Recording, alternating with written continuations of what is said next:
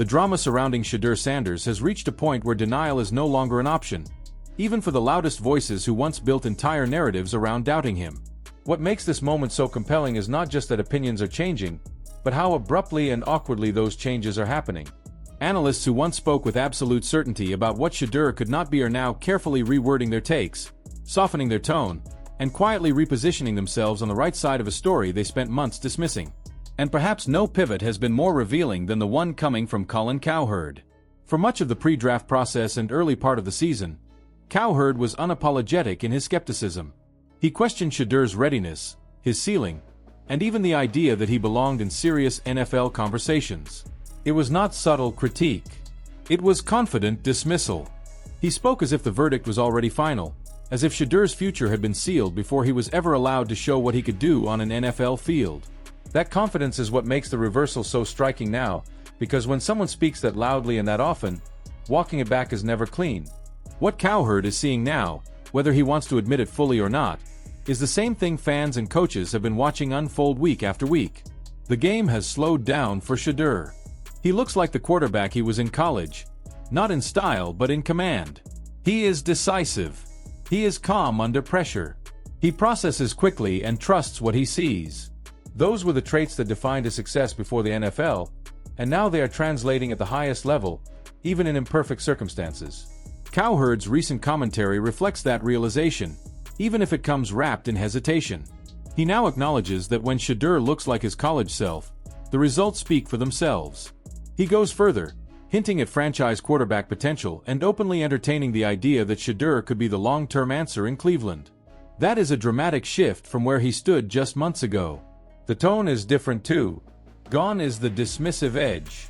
In its place is something closer to reluctant respect, the sound of someone realizing they may have underestimated a player they were quick to write off.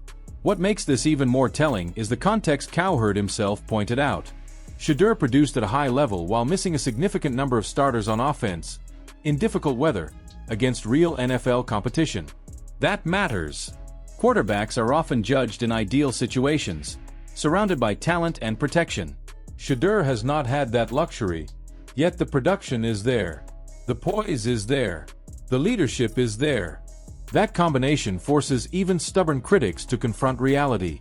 There is an element of poetic justice in watching Cowherd wrestle with his own past commentary.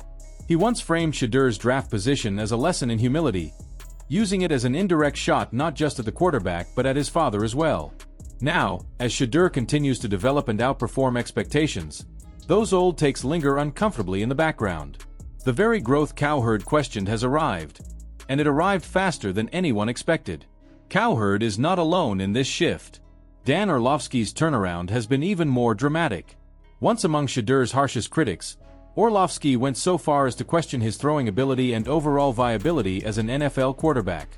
He scrutinized interviews, body language, and style, often framing Shadur as someone who did not take the process seriously enough. That narrative followed him into the preseason, long before he was given a real opportunity to prove anything on the field. Then the film changed everything. Orlovsky did not just soften his stance. He reversed it completely. He issued a public apology and followed it with detailed breakdowns that highlighted exactly why Shadur was succeeding. He pointed out how much faster Shadur was playing, how his footwork had tightened, how his eyes were working through progressions with purpose rather than hesitation. These were not surface-level compliments. They were technical acknowledgments of real quarterback growth. Orlovsky's analysis focused on moments that separate starters from backups. Under center play action. Bootlegs that require immediate recognition. Backside reads that punish hesitation. Shadur executed them cleanly, decisively, and repeatedly. These are the plays that expose quarterbacks who are overwhelmed by the speed of the NFL. Instead, Shadur looked comfortable. That comfort is what forced Orlovsky to confront his earlier evaluation and admit he was wrong. What stands out about both Cowherd and Orlovsky is not just that they changed their minds, but why they changed them. It was not one highlight throw. It was sustained competence. It was consistency under pressure. It was Shadur doing the small things right, snap after snap, even when circumstances were stacked against him. That is the kind of performance that cannot be dismissed as a fluke. This is where Shadur's story becomes bigger than any single analyst. His journey reflects a broader pattern in how young quarterbacks are evaluated. Early narratives harden quickly. Once a player is labeled, it takes overwhelming evidence to shake that label loose. Shadur provided that evidence through performance, not words. He did not chase approval. He did not change who he was to satisfy critics. He simply played. There is a quiet confidence in that approach, and it shows on the field. When Shadur faces pressure, he does not panic. When things break down, he does not abandon structure unnecessarily. He understands that every rep is an evaluation, every drive a statement. That mindset, more than any throw or stat line, is what separates quarterbacks who survive in the league from those who fade out. Now the conversation has shifted from skepticism to expectation. The same voices that once questioned whether Shadur belonged are now debating how high his ceiling might be. That shift did not happen because of hype. It happened because reality became impossible to ignore. When analysts who rarely admit mistakes start backtracking in public, it usually means the tape has won. Shedeur Sanders is not just silencing critics.